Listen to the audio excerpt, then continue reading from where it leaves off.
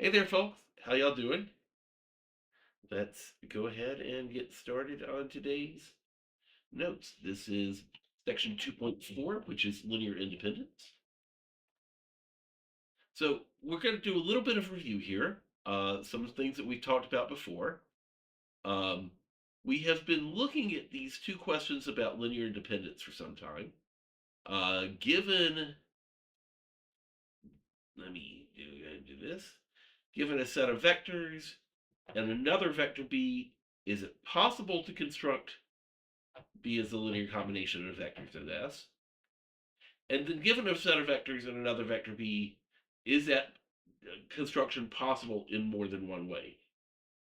So those are two questions we're looking at, is whether it's possible and whether it's possible in more than one way. Um, and last time we talked about the concept of a spanning set.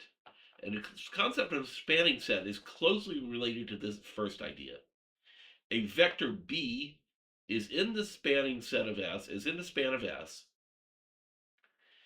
if and only if it is possible to construct B as a linear combination of the vectors of S. So the span of S includes all of the vectors which it is possible to construct B. Another way of thinking about this means that if we put the vectors in S on the left side of an augmented matrix and B on the right side, the echelon form will not have a leading entry in the augmented column.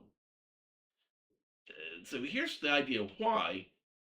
Because B is a linear combination of S, then this can't happen.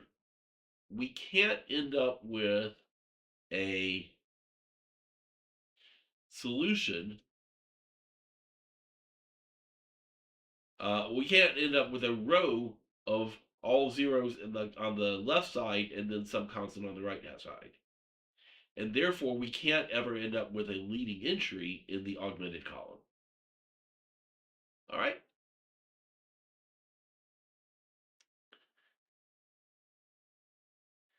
And therefore, the echelon form will not have a leading entry in the augmented column. Okay, so let's move on. We say that the set S spans Rn. This is just another way of saying that the spanning the vectors that S spans includes every vector. It's all of Rn. It's possible to construct every single vector in Rn as a linear combination of the vector in S. Well, what that tells us about these vectors is if we put these vectors into a coefficient matrix with no augmented column, the echelon form will have a leading entry in every single row. Um, in order for every vector on the right hand side, every possible vector to be a linear combination, the first entry can never be a leading entry, and therefore there has to be a leading entry already in that row. The second leading number cannot be a leading entry, and that means there has to be a leading entry already in that row. And the third entry cannot be a leading entry, and it means there must already be a leading entry in that row, but that means that the coefficient matrix has leading entries in all of its rows. So no matter what vector we augment with, that augmented column cannot have a leading entry in it.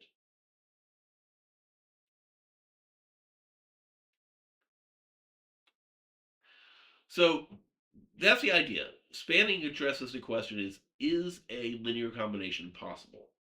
So today we're going to look up at a concept that addresses the second question, is a linear combination possible in more than one way? And we're almost ready to start with that, but I want to remind you of one more thing. The zero vector is always a linear combination of any set of vectors because I can take the weights 0 and 0 and 0. And if I weight every vector by zeros, then 0 times v1 plus 0 times v2 plus 0 times v3 up through however many we have always adds up to 0. So The zero vector is always a linear combination of any set of vectors. So here's our definition. Let's say we have a set of vectors here. We say that that vector is linearly dependent, um, if the zero vector is a linear combination in more than one way. So this gets into that concept of having multiple solutions. If the zero vector is a linear combination in more than one way, we say this set of vectors is linearly dependent. So here's an example. I have these three vectors, 1, 1, 0, 2, 1, negative 1, and 0, 1, 1. And here's a combination that adds up to 0. 2 times the first vector, minus 1 times the second vector, minus 1 times the third vector. We can check that. The top row is 2 minus 2. The middle row is 2 minus 1 minus 1. The bottom row is negative of negative 1 is 1, minus 1 is 0. So there's one way of getting to 0, 0, 0. And the other way that we know of is to use zeros for the weights. 0 times the first column, 0 times the second column, 0 times the third column. And since we have two ways now of getting to 0, this set is linearly dependent. So let's see another example. Let's show that this set is linearly dependent. So we're going to try to solve to see if there is another solution to the combination that adds up to 0. So we're going to start out with this augmented matrix, 1, 5, 2, 0, negative 4, 0, 2, 0, 0, 2, 1, 0. And we're going to start row reducing it. So the first thing we'll do is we'll get rid of this negative 4 by taking row 2 plus 4 times row 1. And that gives us 0, 20, 10, 0 for the second row. And now we're going to get rid of this 2. And we'll do that by taking 10 times row 3 minus row 2. That's going to be 20 minus 20. And when we do that, the bottom row goes completely away.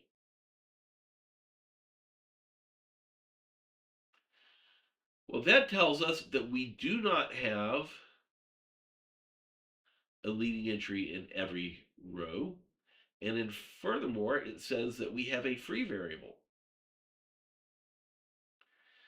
That in this system, the third variable is going to be free, and therefore there's an infinite number of solutions to this problem. And since there's more than one way, this set is linearly dependent. So we have an infinite number of solutions to this combination. This is just one of them. One combination.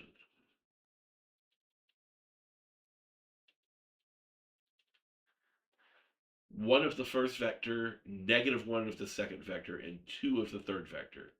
And that combination adds up to 0. We'll check it again. 1 minus 5 is negative 4. And then 2 times 2 is positive 4. That's going to add up to 0. Negative 4 minus 0 is still negative 4. And then 2 times 2 is positive 4. That's going to give me a 0. 0 minus 2 is negative 2. And then 2 times 1 is positive 2. And that's going to give me a 0. We will use this combination in a later example. We'll see it in a moment. All right. So let's move on. We have a theorem that if a set of vectors is linearly dependent, well, the definition says that 0 can be built in more than one way, but in fact, every vector that can be built, every vector in span S, is a linear combination of the vectors in S in more than one way. The next example will help show us why that's true. We're going to look at the same vectors as the previous example, 1, negative 4, 0, 5, 0, 2, and 2, 2, negative 1. These three vectors here. And I'm giving you a combination that adds up to 5, negative 10, 1. And what we want to do is quickly find, without having to do any extra row reduction, another linear combination that adds up to 5, negative 10, 1. Well, we know from the previous work that this combination adds up to 0. And so if we add these two together, then their total will still be 5, 10, negative 10, 1, because we're adding 0 onto a combination that we already have. This is something we've done before. And so 2 plus 1 is 3, so we'll have 3 times 1, negative 4, 0. 1 and negative 1 cancel, so these vectors will go away. I'll go ahead and write it as 0 times 502, just to indicate that the weight is 0, but we don't have to. And then negative 1 of these and positive 2 of these is just 1 of these. 2, 2, 1. And that combination adds up to 5, negative 10, 1. The top row is 3 plus 0 plus 2 is 5. The middle row is negative 12 plus 0 plus 2 is negative 10. And the bottom row is 0 plus 0 plus 1, which is 1. We didn't have to do any additional row reduction because we had already found a combination that adds up to 0. I can add that combination onto the first combination I found and get a new combination that adds up to 5, negative 10, 1. And in fact, I can do this as many times as I want to. I can add this combination again, and I get even a new combination that adds up to 5, negative 10, 1. So every vector in SpanS can be built in more than one way, because we can add this 0 combination onto any combination we find. Excuse me.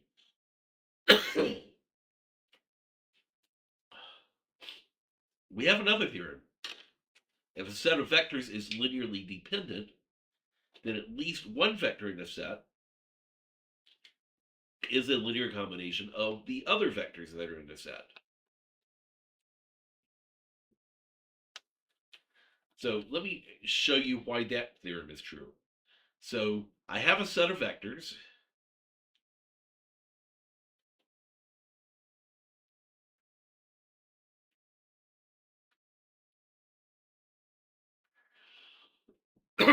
And what we're saying is, if it is known to be linearly dependent, if there's a combination that adds up to 0, then one of these vectors is going to be a combination of the other vectors.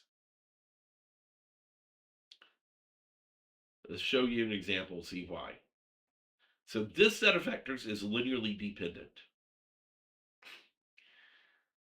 We're going to show that there's a vector in the set that is a linear combination of the other vectors that are in the set.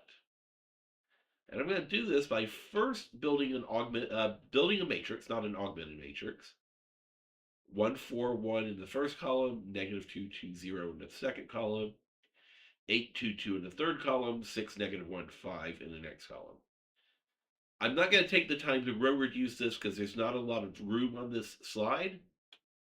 But when we row reduce it, we get this result here. And I see that this column 3, is free.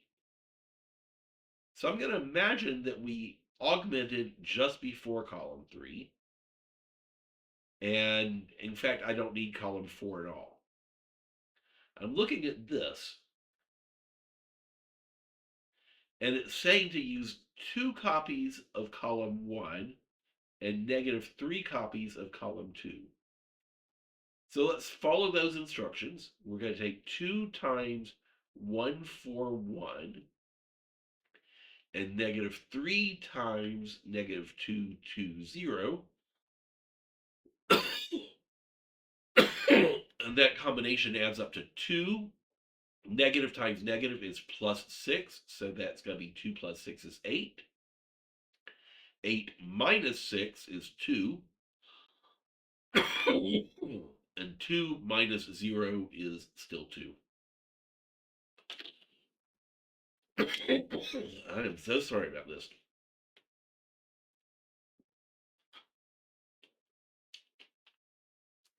And in fact, that is the free column. The free column, 8, 2, 2, is a combination of 2 of these vectors and negative 3 of these vectors. And so that vector is a linear combination of the others.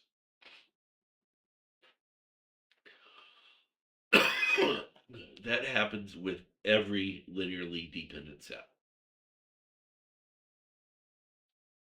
All right, let's keep going. This definition, I think, is pretty easy. The opposite of being linearly dependent is being linearly independent. A set is linearly independent if the zero vector is a linear combination in only one way, and if it is a combination in only in one way, that way must be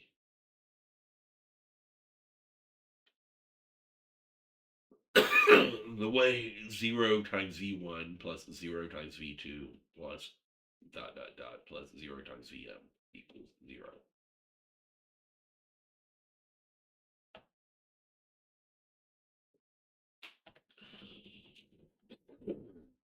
So we have a couple of theorems here. The columns of a matrix are linearly independent if and only if every column contains a pivot position. A pivot position is another name for saying that the echelon form has a leading entry.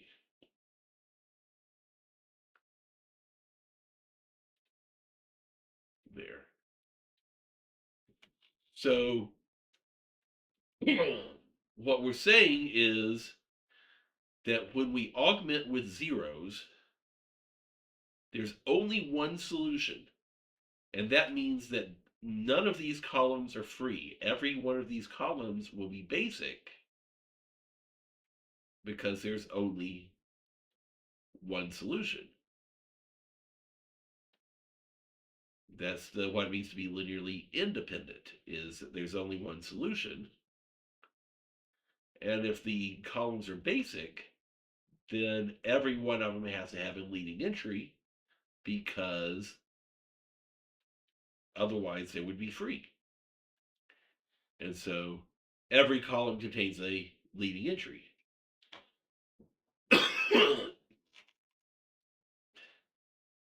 A complement to this proposition is that if we are in Rn, I'm using 3 in this example, and we have more than 3 vectors,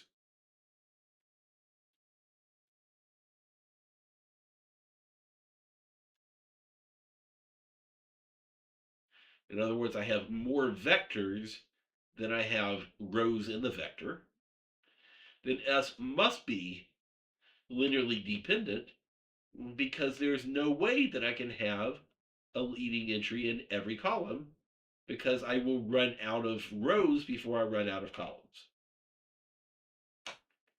So on a test, if you're given a matrix and it has 5 columns but only 3 rows, and the question is, are these vectors, the vectors that make up these columns, form a linearly independent set?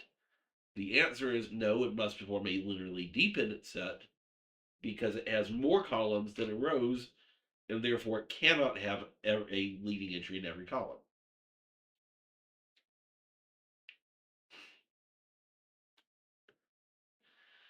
Here's a definition. You've seen this definition before.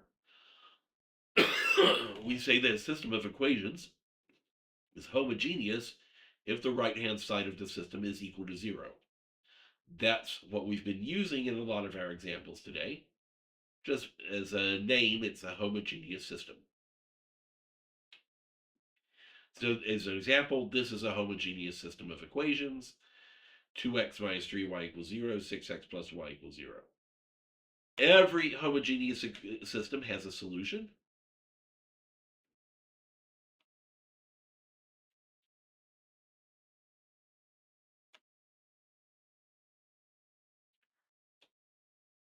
Has a solution because x can be 0 and y can 0.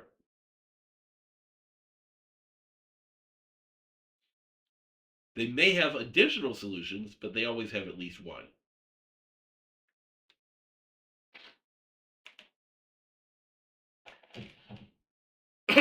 Which gets us as to our last theorem.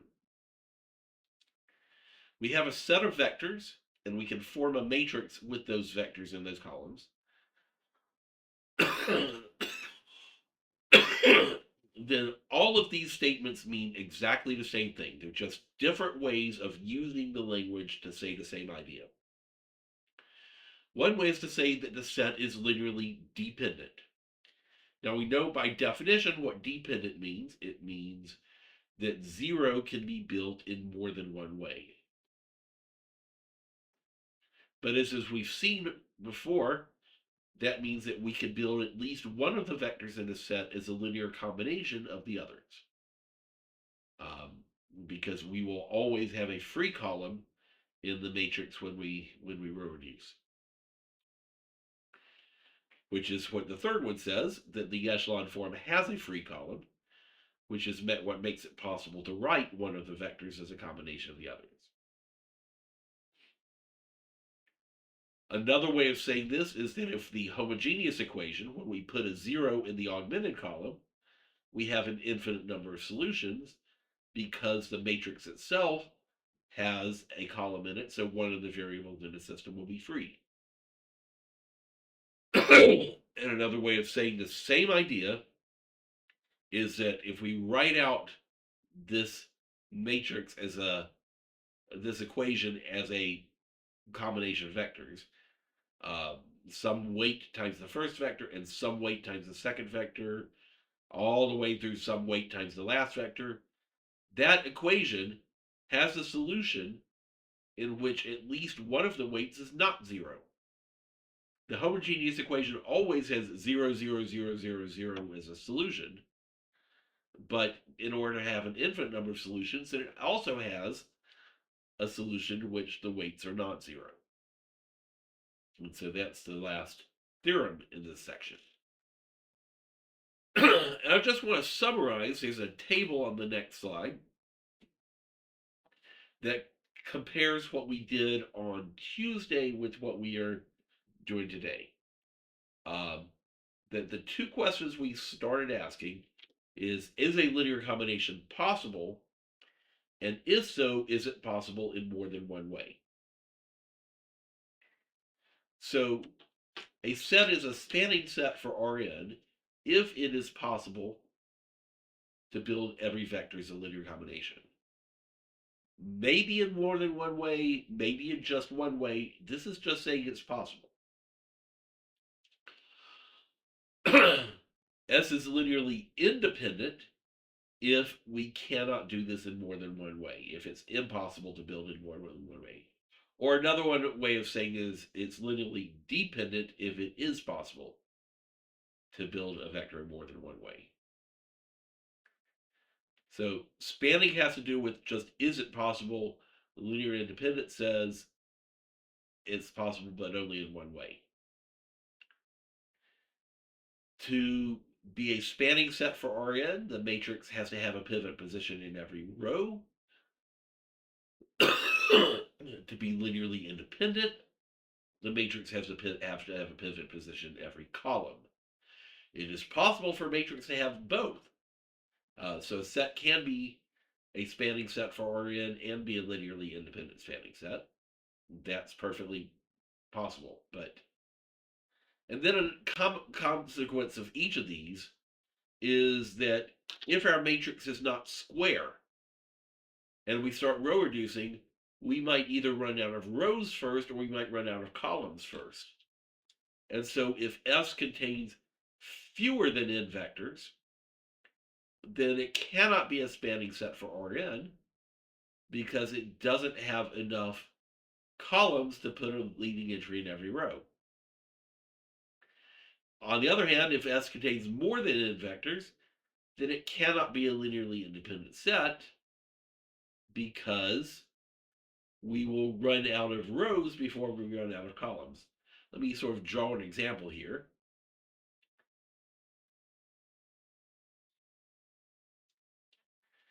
If I have too few vectors in my set, so this is in R3,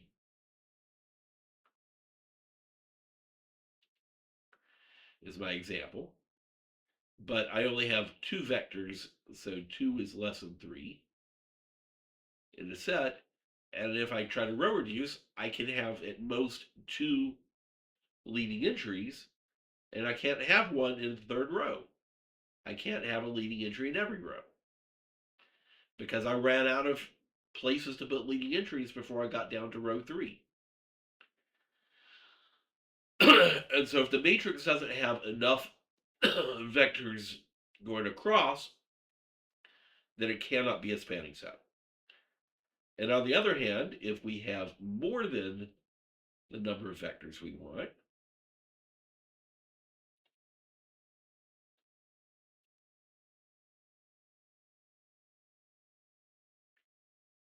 then when we start row reducing, we are going to run out of rows before we run out of columns. I can have a leading entry in all 3 rows, but I cannot have a leading entry in every column. And so the identification of whether we can be spanning or linearly independent can sometimes be done just by looking at the shape of the matrix. All right.